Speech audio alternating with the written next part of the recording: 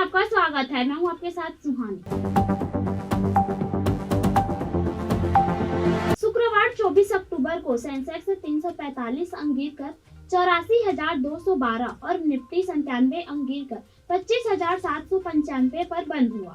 Sensex के 30 में से 20 शेयर गिरे, जिसमें हिंदुस्तान यूनिलीवर, अल्ट्राटेक और अडानी पोर्ट्स में 3.5% तक की गिरावट रही।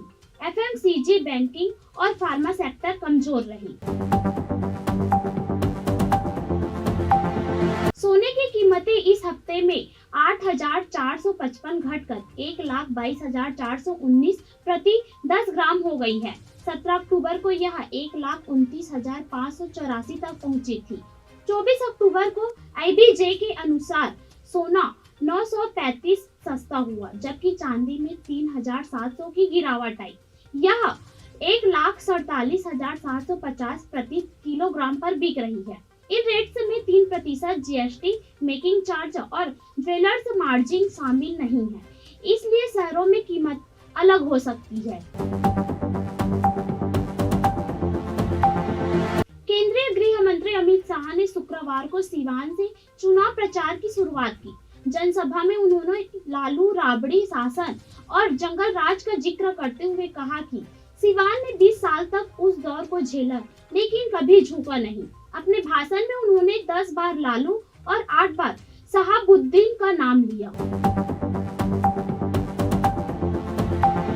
पीएम मोदी ने 24 अक्टूबर को समस्तीपुर के दूधपुरा में एनडीए प्रत्याशियों के समर्थन में रैली की।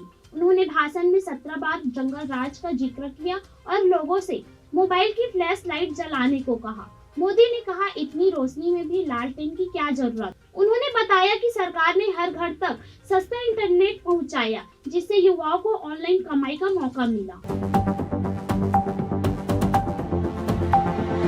तेजस्वी यादव ने सहरसा की सिमरी बख्तियारपुर से चुनाव प्रचार की शुरुआत की। उन्होंने कहा कि सरकार बदलने का समय आ गया है, हर समाज को साथ लेकर नया बिहार बनाना है।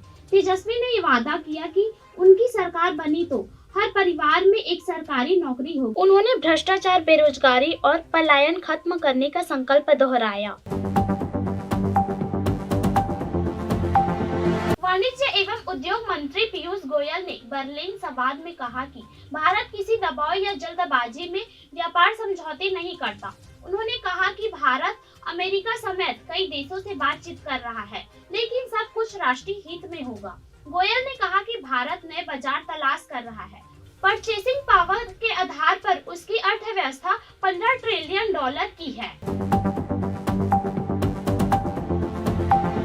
छत्तीसगढ़ राज्योत्सव 2025 का आयोजन 1 नवंबर को होगा, जिसमें प्रधानमंत्री नरेंद्र मोदी समेत कई केंद्रीय नेता शामिल होंगे। तैयारियों की समीक्षा लेने के लिए सीएम विष्णुदेव साय ने 24 अक्टूबर को स्थल का निरीक्षण किया और अधिकारियों को समय पर सभी व्यवस्थाएं पूरी करने के निर्देश दिए। ऐसे ही खबरों का अपडेट पाने के लिए हमारे चैनल को सब्सक्राइब करें। इसके साथ ही हमारे फेसबुक और इंस्टाग्राम पेज को फॉलो करना ना भूलें।